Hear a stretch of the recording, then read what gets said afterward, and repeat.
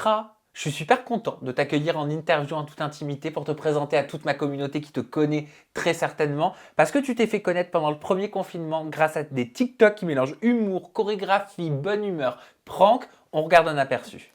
T'as pas vu mes clés? Hein? Qu'est-ce qu'il y a?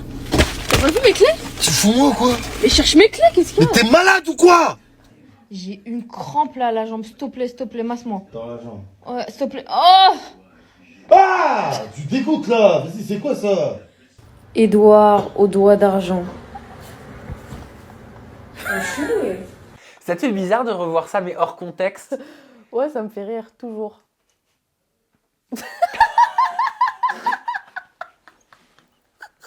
Elle commence J'ai eu bien. un bug. Elle commence bien cette interview, mais ça arrive, t'inquiète pas, moi aussi parfois j'en ai des bugs.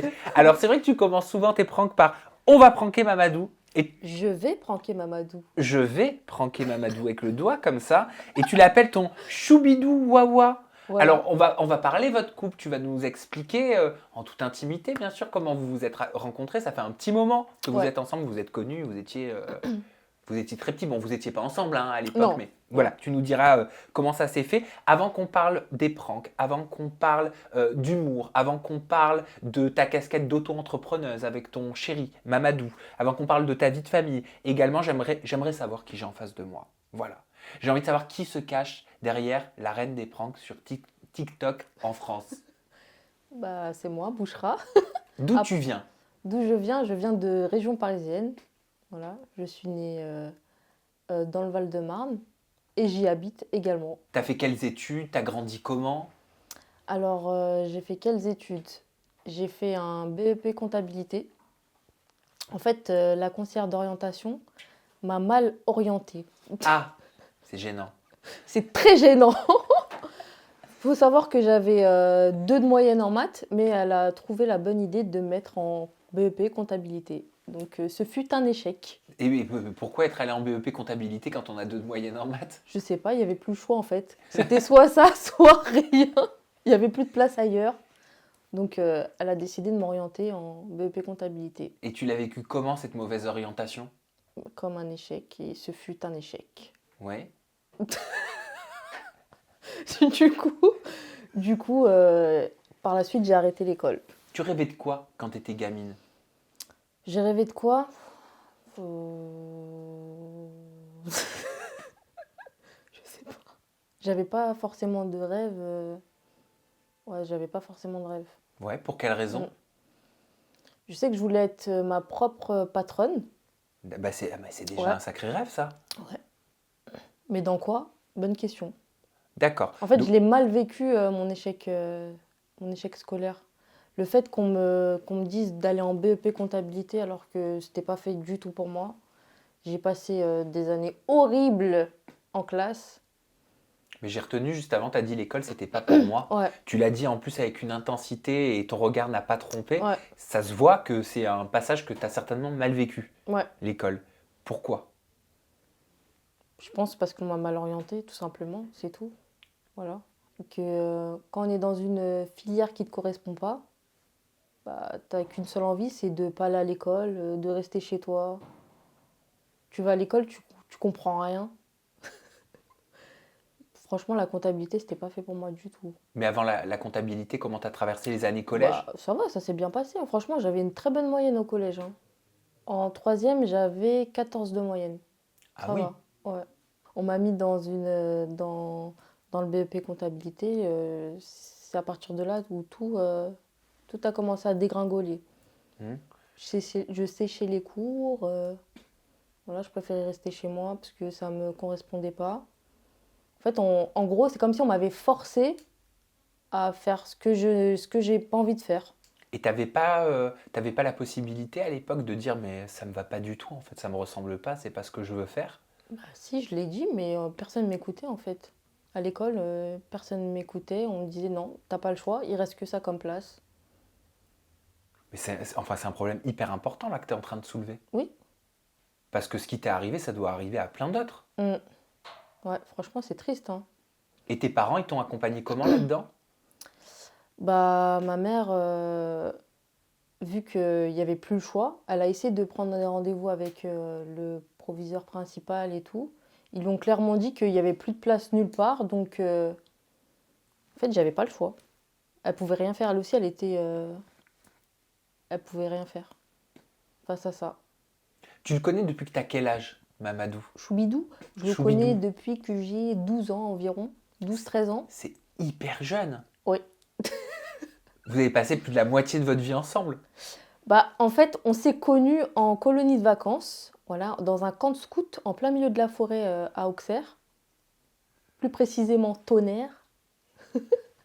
Et du coup, voilà, lui il est venu avec sa ville, moi je suis venue avec ma ville. Et on s'est rencontrés là-bas, on était devenus amis, voilà. On se donnait de temps en temps des nouvelles sur les réseaux sociaux. Et puis un jour, on a commencé à reparler et on s'est plus lâché. C'est à quel âge que vous vous êtes plus lâché? À quel âge? Je sais pas, je pourrais pas vous dire. Début de la vingtaine. Oui. Ouais. Qu'est-ce qui a fait que tu as vu en lui ton futur mari, le père de tes enfants? Eh ben, je sais pas. J'ai eu un coup de cœur pour lui. Et lui, il était amoureux de moi depuis longtemps, on sait. Non, je rigole. Non, je sais pas. tu le penses. Non, je rigole. Non, je sais pas. Je lui ai toujours dit que c'était mon âme sœur. Et puis, je me suis pas trompée. Hein. C'est fort, Ouais. âme sœur. Ouais, franchement, ouais. On s'entend super bien, on a le même délire, on se comprend, on se complète en fait. C'est Est-ce- Bouchra, Mamad, ensemble. T'avais eu des relations avant Mamadou? Non. Non. Enfin, pour moi, non. Pour moi, c'est la seule vraie relation, c'est Mamad. Et, C'est la seule qui compte. et comment on sait, comment on en arrive au point de se dire, bah en fait c'est lui, c'est mon âme sœur, c'est avec lui que je veux faire ma vie, que je veux avoir des enfants? Bah, je sais pas, en fait, ça s'explique pas, ça se ressent. Ça se ressent, en fait. C'est ça. Ça peut pas s'expliquer, ça se ressent. C'est comme ça. Et travailler ensemble, évoluer ensemble, parce que vous avez deux profils, vous êtes deux entrepreneurs très actifs, on va en parler, hein, vous Ouais. développez des marques, votre image devient maintenant une marque également. C'est pas compliqué de vivre, élever des enfants, bosser ensemble? Bah, franchement, non. Ça fait maintenant 1 an qu'on est sur les réseaux sociaux. C'était pas prévu. Voilà, j'ai créé un compte TikTok parce qu'on était en plein confinement. Voilà. Tout le monde entier était en confinement, on était tous enfermés, donc je me suis dit, bon, bah pourquoi pas. J'ai commencé. C'est vrai qu'avant ça, j'avais pour habitude de le filmer, de lui faire des petites blagues, de l'embêter, de le filmer. Mais j'ai jamais diffusé ces vidéos. Parce qu'avant ça, on n'était pas forcément sur les réseaux. Et du coup, là, j'ai balancé une vidéo sur TikTok et puis je m'attendais pas à ce qu'elle fasse énormément de vues comme ça. Hein. Bah oui, parce que vous avez posté votre première vidéo le 11 mars 2020. Ouais, Aujourd'hui, cette vidéo, elle a près de 4 millions de vues. ouais, C'est énorme. Je veux dire, énorme. le premier confinement, c'était il n'y a pas si longtemps que ça. Ouais. Ça veut dire que tout est arrivé d'un coup, quoi, comme un raz-de-marée. C'est ça, exactement. Comment tu l'as vécu à partir du moment où tu postes cette première vidéo? Bah, je me suis dit, oh oh, parce qu'il n'était pas au courant que je l'avais mis sur les réseaux. Parce qu'à la base, j'avais 50 abonnés. Je me suis dit que ça allait rester, voilà, ça allait passer, allez, sous le coup de l'anonymat. Et du coup, dans 4 millions. Et puis, il est parti à Carrefour pendant le confinement, acheter ses petits céréales. Et du coup, il entend choubidou, choubidou dans les rayons. Il rentre à la maison, il me dit, mais qu'est-ce qui se passe?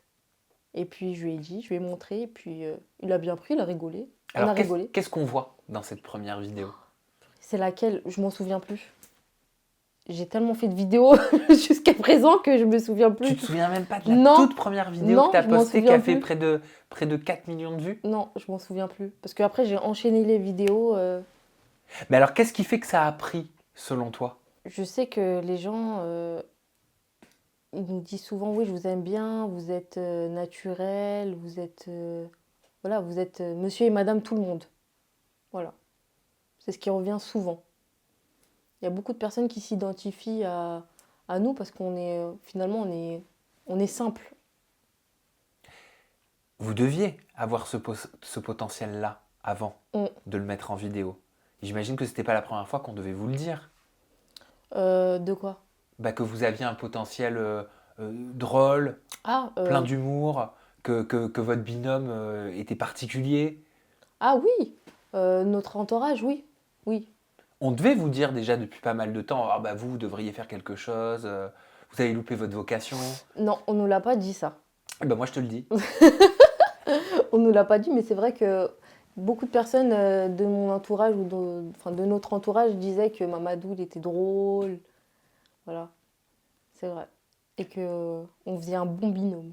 Comment tu l'as vécu, cette popularité qui est arrivée très vite? Bah, au début, je m'en rendais pas compte parce qu'on était enfermés, on était en confinement. Et du coup, quand ça a commencé à déconfiner en été, on est parti en vacances dans le sud. Et là, je me suis dit, ah ouais, c'est un truc de ouf. Carrément, on nous reconnaissait et tout, on nous arrêtait dans la rue. Je me dis, ah ouais, c'est un truc de ouf. J'étais choquée en fait, je m'attendais pas à ça. Ça a changé des aspects de votre quotidien? Ouais, ouais, franchement, ça a changé beaucoup de choses. Déjà, moi, à la base, j'étais assistante dentaire. Donc, du coup, j'ai arrêté de travailler parce que c'était, voilà, c'était pas possible d'aller au travail et de faire des photos.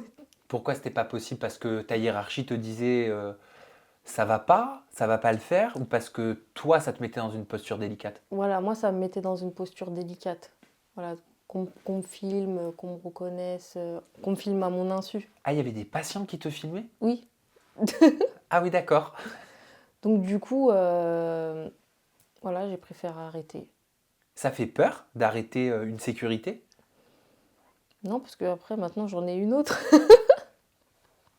Oui, Du coup, j'imagine. voilà, du coup, maintenant, le monde de l'influence, on sait que on peut quand même gagner sa vie avec.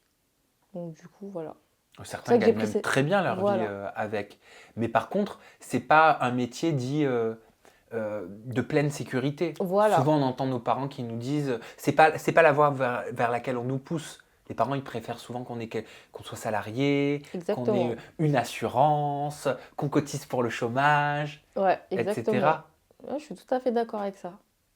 C'est Toi, vrai. enfin, comment ta famille a pris ce tournant dans votre vie?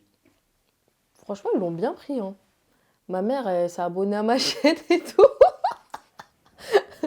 Ma mère, elle a créé un compte, ma mère, elle a créé un compte TikTok et tout, juste pour regarder nos vidéos. Elle aime trop. Pareil, mes frères et sœurs. Pareil du côté de chez Mamad. Comment tu fabriques? Comment vous les fabriquez ces vidéos? C'est quoi l'envers du décor? Parce que nous, on Mm. voit quelque chose. Alors, j'allais dire quelque chose de simple, mais c'est pas péjoratif, au contraire, c'est un compliment. Parce que quand on voit quelque chose de simple, on ne se doute pas souvent qu'il y a beaucoup de travail derrière. Mhm. Est-ce que c'est votre cas? Est-ce que c'est mon cas à moi? Oui, parce que c'est moi qui crée le contenu. Qui... Enfin, les idées folles viennent de mon cerveau. Donc du coup, ouais, ça me prend du temps quand même. Faire le montage vidéo, de bien faire le scénario dans ma tête, tout ça, de pouvoir préparer les outils avec lesquels je travaille. Ouais, ça me prend un peu de temps quand même. Alors, comment ça se passe? C'est quoi une journée type de Bouchra? Une journée type, Ouais, bah, une journée type, quand je fais mes vidéos, oui. ok. Donc déjà, en amont, j'ai déjà, par exemple, si j'ai besoin d'outils, d'objets pour pranker, je vais les prendre en avance, je vais les acheter. J'aime bien me balader sur les sites internet pour regarder, pour que ça me donne des idées. Du coup, après, voilà, Mamad, il travaille beaucoup, donc c'est plus facile. Je suis seule avec les enfants à la maison. Donc du coup, j'ai le temps de préparer mon petit chantier. Et puis j'attends qu'il rentre, tout simplement. Et je l'embête. Comment ça se passe? Est-ce que tu prends un stylo, tu prends une feuille, tu prends un ordinateur, Non, tu t'écris ce que tu dois faire? non, tout est dans ma tête. Après, ça va au feeling, hein. T'as toujours eu des bons retours, enfin je veux dire de tes pranks, ça n'a jamais mal tourné? Il y a un prank qui a failli mal tourner, mais bon, ça s'est tout de suite apaisé. C'était un jour, j'étais posée avec ma sœur Je l'ai déguisé en homme. Voilà, je l'ai bien déguisé en homme et tout. Barbe, faux maquillage, barbe, bonnet, faux cheveux, gros manteau et tout. Et j'appelle Mamad en FaceTime. Je savais qu'il allait rentrer, hein. Dès qu'il finit le taf, il rentre directement. Donc je l'appelle en FaceTime et ma soeur, elle passe derrière en vitesse. Et lui, il commence à dire, il y a qui à la maison là? Après, je lui dis, il n'y a personne. Il commence à monter en vitesse. Il ferme la porte à clé derrière lui. Il lui dit, aujourd'hui, il n'y a personne qui va sortir d'ici. Et du coup, ma soeur, elle s'était cachée dans le porte-manteau. Mais après, quand il l'a vu, il l'a pas reconnu. Enfin, il l'a reconnu, mais il a éclaté de rire. Tout le monde a éclaté de rire, donc ça s'est bien terminé. Mais Ben, ça, c'est ce qu'on appelle, si je me trompe pas, un cheating prank. Prank, qui fait croire à une hein, tromperie. voilà, c'est ça. Non, parce que je me suis renseigné quand même. Voilà, c'est ça, Un petit peu. exactement. Mais tu stresses pas en faisant des trucs comme ça? Bah non, parce que je sais qu'au final, il va la reconnaître. Donc, Oui, mais sur le moment, quand il vit, enfin, je sais pas, tu te dis pas, il va le vivre en croyant qu'en fait, il y a un homme à la maison, quoi. mais c'est drôle, moi, ça me fait rire. Je pense que j'aurais stressé si vraiment j'aurais ramené un ami qui connaît pas, enfin, même s'il n'existe pas, à la maison. Là, ça aurait pu vraiment être. Voilà. J'ai vu qu'il existait aussi aux États-Unis, il y a une tendance qui s'appelle le dead boyfriend, où un Ouais. garçon ou une nana fait croire à son conjoint ou à sa compagne bah, qu'il est décédé et il filme la réaction. Moi, Ouais. perso, ça, je trouve que ça va trop loin. Ouais. Vous avez déjà fait, enfin, t'as déjà fait des pranks de ce type-là? Non, non, non, j'ai jamais fait. Quelles sont tes limites? Bah, par exemple, ça, je pourrais pas le faire. Est-ce que tu as déjà eu des idées où tu te dis oh, c'est génial. Ah, mais en fait, non. Non, je le ferai pas, finalement. Parce que tu Non. estimes que ça irait trop loin. Non. Dès que j'ai une idée en tête, en fait, je le fais.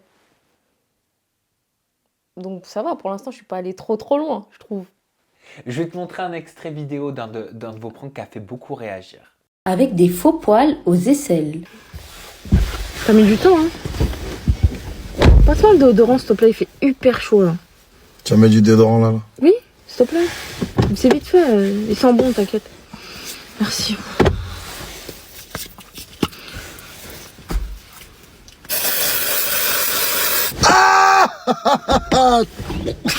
Qu'est-ce qui t'arrive, là?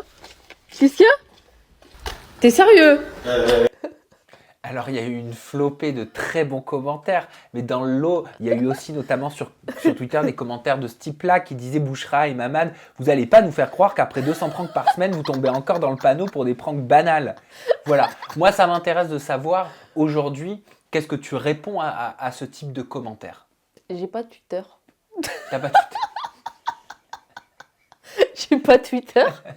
Donc je peux pas aller voir ses commentaires. Mais il n'y a pas, enfin, il y a pas que sur Twitter, sur TikTok, il doit y en avoir aussi. Ah, peut-être, oui. Bah, après, j'ai envie de leur dire, du moment que vous passez un bon moment, que ce soit vrai ou faux, l'important c'est de kiffer, de passer un bon moment, d'apporter de la joie, de la bonne humeur. Ouais. Parce que est-ce qu'il n'y a pas un amalgame qui est fait, Bouchra, entre Mm. le prank et le sketch? Mhm. Vous Ouais, je avez pense. plein de contenu sur votre chaîne. Mhm. Il n'y a pas que du prank. Non, on fait du sketch aussi, on en fait beaucoup, hein. On est d'accord. Oui. Moi, j'ai vu, enfin, moi, ce que je considère être comme des sketchs également. Donc, est-ce que tu ne penses pas qu'il y a un amalgame qui peut être fait dans la tête des gens entre la véracité d'un prank et un sketch qui est travaillé comme le ferait un comédien, comme le ferait un artiste, comme le ferait un acteur au théâtre, quoi, ou au cinéma? Ouais, si, je pense aussi. Ouais, t'as raison. Est-ce que vous êtes des comédiens parfois? Bah, oui, parfois, oui. Parfois, on fait des mises en scène sur... comme tout le monde le fait sur TikTok, comme tout le monde. Est-ce que tu penses que c'est une façon, une nouvelle façon de faire évoluer l'humour Oui, au travers des nouveaux outils 2.0 qu'on a dans nos mains aujourd'hui? bien sûr. Bien sûr que c'est une nouvelle manière. Et puis, beaucoup de gens ont adhéré à ce nouveau mode comment dirais-je? Mais j'ai perdu le fil de ma De blagues? Ouais, de blague, voilà. C'est pas de savoir si le prank il est vrai ou il est faux. En vrai, on s'en fiche de ça. C'est comme si on va voir un film au cinéma, on se doute bien que le film il est faux, les cascades elles sont fausses, comme un comédien qui monte sur scène. Toutes les blagues qu'il va raconter ne sont pas vraies. C'est écrit. Vous vous inspirez de quoi? Moi, je m'inspire de... Je sais pas, ça sort de mon cerveau. Tout seul. Mais est-ce que Je suis tu posée. est-ce que tu injectes de la réalité? Est-ce que tu injectes de ta vie, de vos vies? Ah oui, bien sûr. Oui, bien sûr. Tu as des situations particulières que tu injectes dans ces vidéos? C'est-à-dire des situations Je sais particulières. pas, de votre vie, moi, par rapport peut-être aux enfants, à la famille, au passé, aux ex, j'en sais rien. Ouais, de la vie de tous les jours, des couples de tous les jours. Parce que tout le monde se reconnaît. En vrai, on vit tous un peu la même chose, hein. Il y a la famille aussi parfois, il y a Ouais. ta sœur, Ouais, si, ma sœur. elle a une part importante hein, Ouais, dans les pranks. Ça devient une histoire de famille. voilà. Qui sait, peut-être on va rajouter le frère, la belle-mère, Non mais, la non maman. mais sérieusement, t'y penses à ça? Non, je rigole, non. Comment t'envisages la suite dans un futur proche par rapport à cette création de contenu? Comment tu la vois évoluer? Comment t'as envie Ouais. avec Mamadou que ça évolue? Bah franchement, moi je suis quelqu'un, je me prends pas la tête, je vis au jour le jour. Donc je laisse le temps faire. Ça cartonne, Ouais, ça cartonne. ça cartonne bien, Mm. même très bien. Ouais. Est-ce que ça te génère de l'angoisse, du stress? Est-ce que tu te dis, oh, il faut impérativement que je trouve du contenu? Non. Comment tu fais pour être si zen? Je sais pas. Parce qu'à la base, c'était pas voulu en fait d'être connue. À la base, j'ai créé un compte TikTok, c'était pour m'amuser, pour passer le temps pendant le confinement. Je savais pas du tout que nos vies elles allaient changer à ce moment-là. Donc du coup, voilà, je laisse faire le temps. Si ça doit s'arrêter, ça s'arrêtera. Si ça doit continuer et aller encore plus haut, bah ok, avec plaisir. Mais maintenant que vous vous êtes professionnalisé, est-ce que vous avez d'autres ambitions? Oui, ouais. Moi j'ai d'autres ambitions. J'ai créé ma marque de cosmétiques Oui. qui me tenait très très à cœur. De produits capillaires? Ouais, c'est c'est ça ça. Ouais. En fait, la petite anecdote, pardon, c'est que voilà, moi, je faisais beaucoup de bains d'huile sur mes cheveux. Je faisais mes petites potions magiques et tout. Mais le problème, c'est que ça puait. Et quand je te dis ça puait, c'est que pendant une semaine, la maison, elle sentait mauvais. Même je rentrais dans un ascenseur, les gens, ils sortaient, hein. Du coup, Mamadou, il voulait plus dormir à côté de moi. Il me dit « Ah, tu sens pas bon !» Mais tu mettais quoi là-dedans? Je faisais des mélanges exceptionnels, mais des mélanges, ça marchait de ouf. Pour te dire que mes cheveux, ils étaient à là, et après, ils ont poussé jusqu'à là. Ça puait, mais ça marchait. Du coup, là, Ça sentait l'efficacité. ça sentait. Du coup, voilà, j'ai eu l'opportunité de pouvoir faire cette formule en laboratoire et ajouter mon parfum qui sent bon. Et du coup, maintenant, voilà, mon petit bébé Choubière est né. C'est les mêmes formules que j'utilise depuis très très longtemps, sauf qu'il sent hyper bon. Voilà, T'as contourné le problème. voilà, j'ai contourné le Et il y a problème. eu aussi une collab avec la boutique officielle. Oui, Vous avez créé une gamme de t-shirts, de Ouais. robes, de sweats à l'effigie de votre couple. Choubidou Wawa. Choubidou wawa. Vous avez conscience que c'est un objectif justement de monétiser votre image, de créer une marque au travers de votre image à vous? C'est pas un objectif en soi, hein. En fait, on nous a proposé de faire cette collaboration, pardon. On a trouvé ça cool et on s'est lancé. Voilà. Ça fait peur de développer une... Mais t'as peur de rien, toi. Je sais pas pourquoi je te pose cette question. J'allais dire, est-ce que ça te fait peur de développer une image de marque en couple? Non. Parce qu'on a eu plein d'exemples dans le show business où après, parfois, bon bah, ça se passe très bien, mais parfois ça se passe très mal. Eh ben nous, ça va pas se passer très mal. Et ben je te le souhaite. Et il n'y a pas de raison pour que ça se passe mal, parce que vous avez l'air très soudés depuis Oui. très longtemps. Ouais, voilà. On est mariés, on a des enfants. Voilà, on se complète en fait. J'aimerais parler un petit peu de la vie de famille. Mm. On met de côté le profil créateur de contenu et tout ce qu'on connaît de vous sur les réseaux sociaux, sur TikTok notamment, entre autres. Quel genre de mère est-ce que tu es? Comment tu te définirais? Je suis trop protectrice. C'est-à-dire? Je les protège trop, mes enfants. Mais ça se manifeste comment? Ça se manifeste comment? Ça se manifeste à... Je sais pas comment t'expliquer ça, mais je veux trop ça... Je les veux trop auprès de moi, en fait. Tout le temps. Tout le temps, tout le temps. C'est vrai que je les gâte un peu trop. En fait, ouais, je les aime trop, c'est mes bébés. Donc, je sais pas. Est-ce qu'ils sont en capacité de voir le travail que vous fournissez sur les réseaux? Est-ce qu'ils regardent? Oui, ce qui est bien, c'est que nos contenus sont tout publics. Et c'est ce qu'on nous dit à chaque fois. On a beaucoup de familles qui nous suivent et ils nous disent que oh, vous êtes les seuls à qui on laisse nos enfants regarder vos vidéos sans venir derrière vérifier s'il n'y a pas quelque chose qui ne va pas. Parce qu'on n'est pas grossier dans nos vidéos, on ne dit pas de gros mots, on n'est pas... Vous faites attention à ça? on fait très attention, ouais, C'était donc une volonté. de faire attention. Même dans la vie de tous les jours, on est comme ça. On n'est pas vulgaire, on ne dit pas de gros mots, voilà. Ce qui veut dire qu'en fait, vous n'aurez jamais rien à regretter de ce que peuvent voir vos enfants ou les enfants d'autres. C'est ça, voilà. Je peux laisser le téléphone à ma fille normale en train de regarder mes vidéos. Ma mère, elle peut les regarder normales aussi.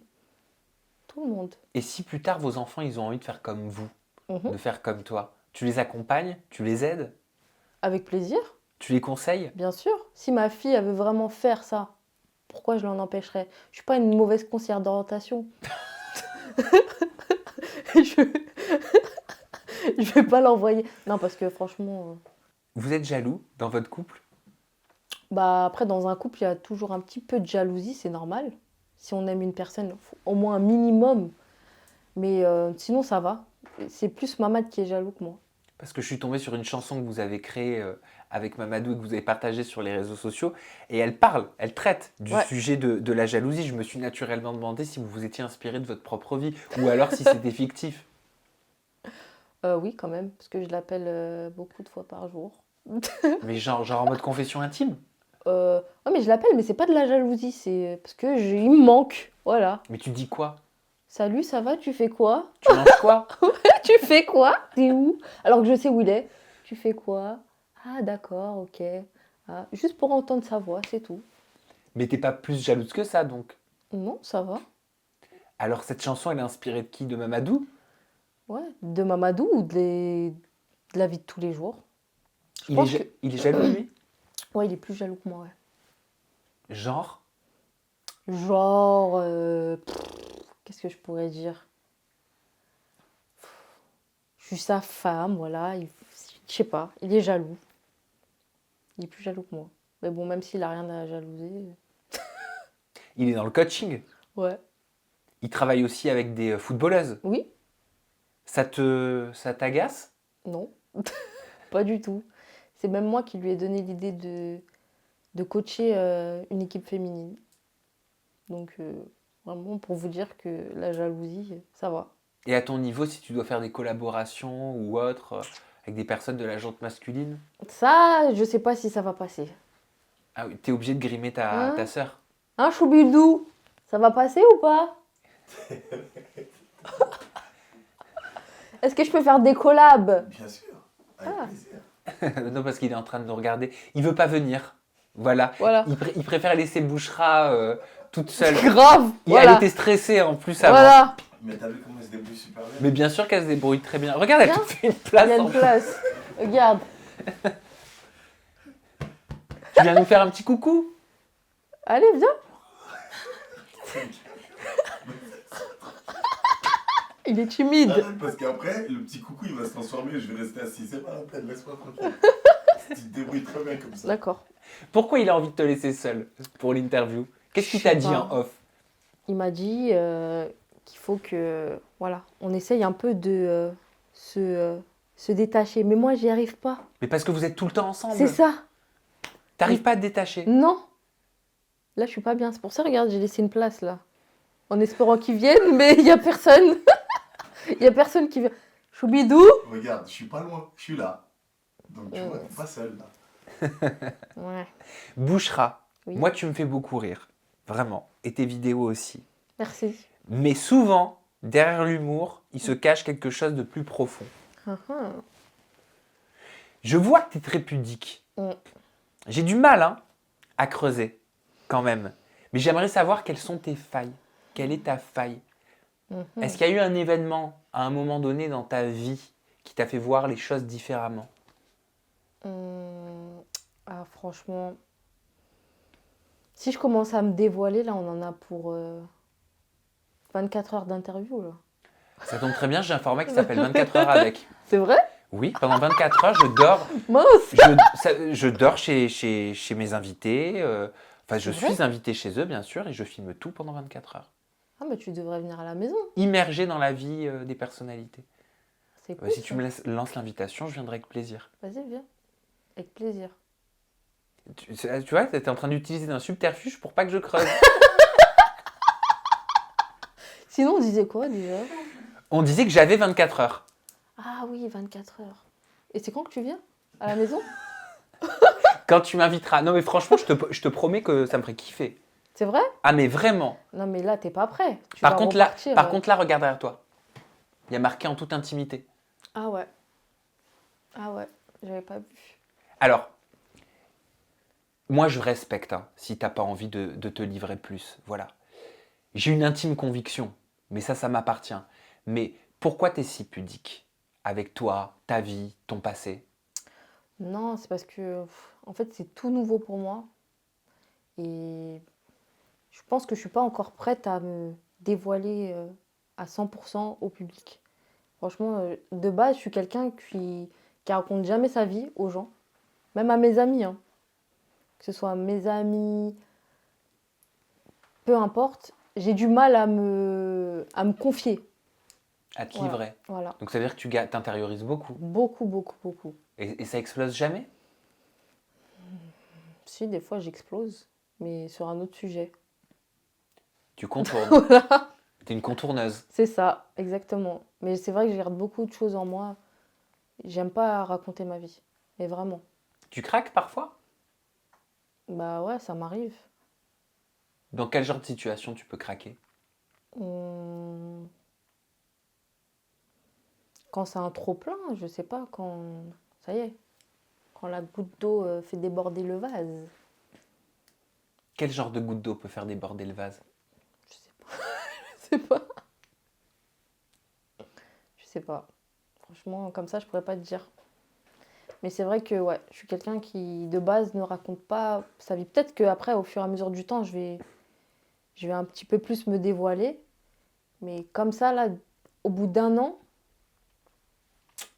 trop nouveau pour moi. T'as envie de quoi pour l'avenir? Au niveau professionnel, Professionnel. j'aimerais vraiment me concentrer sur ma marque de cosmétiques. Voilà, ça me tient beaucoup à cœur.